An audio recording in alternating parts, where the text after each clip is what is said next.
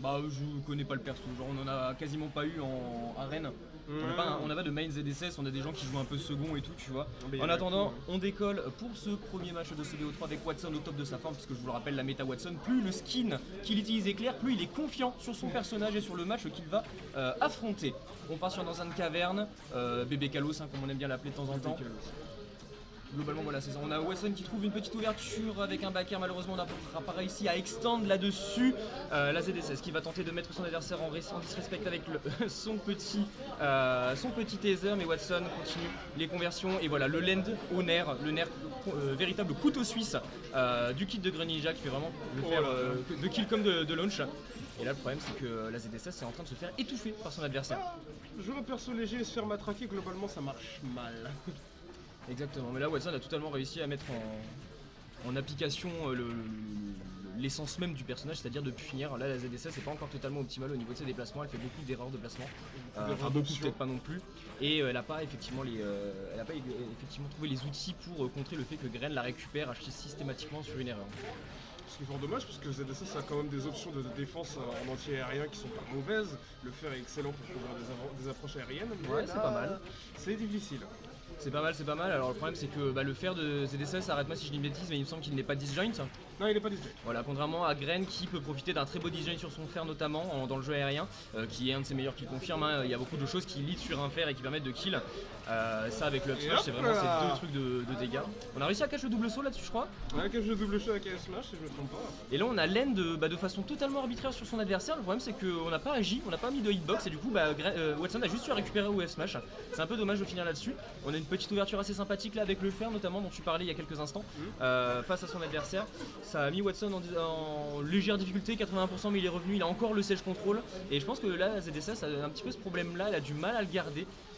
Quoique ici elle commence à me faire mentir, elle effectue un beau travail de pression. Un bon travail de pression, mais ça ne suffit pas. Watson a quand même réussi à bien remonter sur le stage et malgré ses 124%, il continue à se battre et il n'a pas l'air de vouloir sortir tout de suite. Il s'arrêtera pas.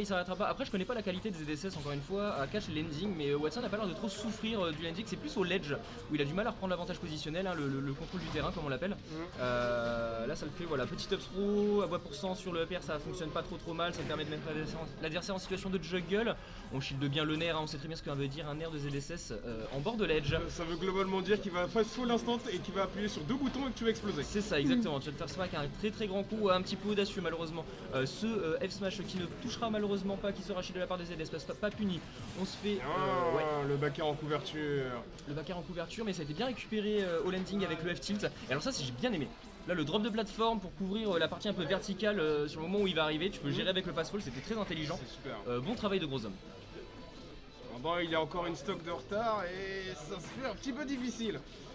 Un petit peu difficile effectivement, là il va falloir que Rosum trouve quelque chose, une astuce, une nouvelle façon de jouer, arrive à mix-up, change totalement le rythme de la game s'il souhaite pouvoir gagner cette game parce que Watson est vraiment en réel avantage. Et je vois Watson là il s'est rendu compte que son double saut était trop pour tuer la ZSS, il a un petit peu sous-estimé son poids, surestimé son poids et donc il s'est juste ravisé, il a pas fait de fer pour pas pouvoir se faire punir parce que le fer s'il est whiffé, t'es punissable. C'est punissable. Ok.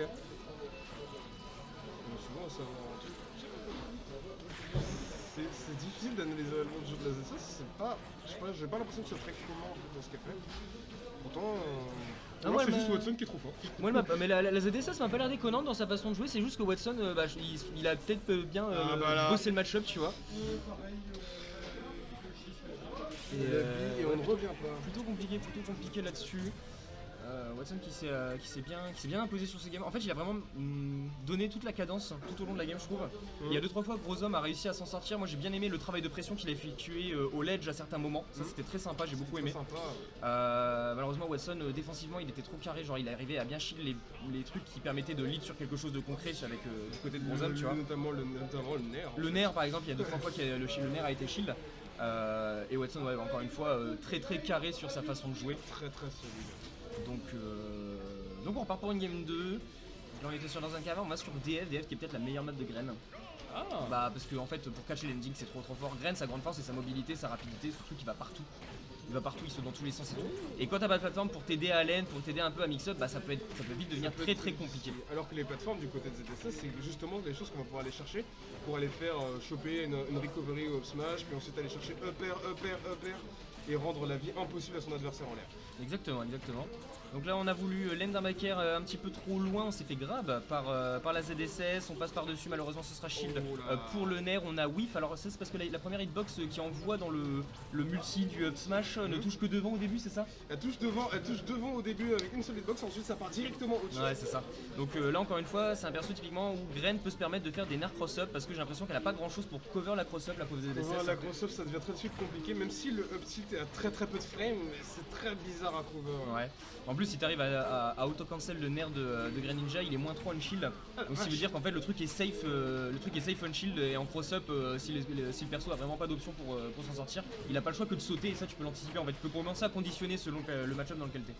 Le conditionner Ça a été très mal dit par contre de la part de Grozom, je pense qu'il s'attendait pas à prendre le deuxième hit du up smash. Ouais, le hit descendant du up smash. Mais bon. C'est pas grave, il y a encore 130% sur Watson, on peut aller chercher cette stock assez facilement avec un side B qui va tuer à 100%, le back qui tue à 100% aussi. Mais tu gagnes comment le side B de ZSS hein? Ça dépend. D'accord. Ça dépend si c'est plus vers la blast zone haute ou la blast zone de côté. D'accord. Donc ça dépend de la situation on va dire. Ok. Bon, en tout cas on a survécu encore à 130-140%. Du côté de Watson on a frôlé très fort le plafond de l'arène. Mais on continue. Voilà, le petit fer ça a été déchiré un petit peu trop tôt du côté de Grozom encore une fois.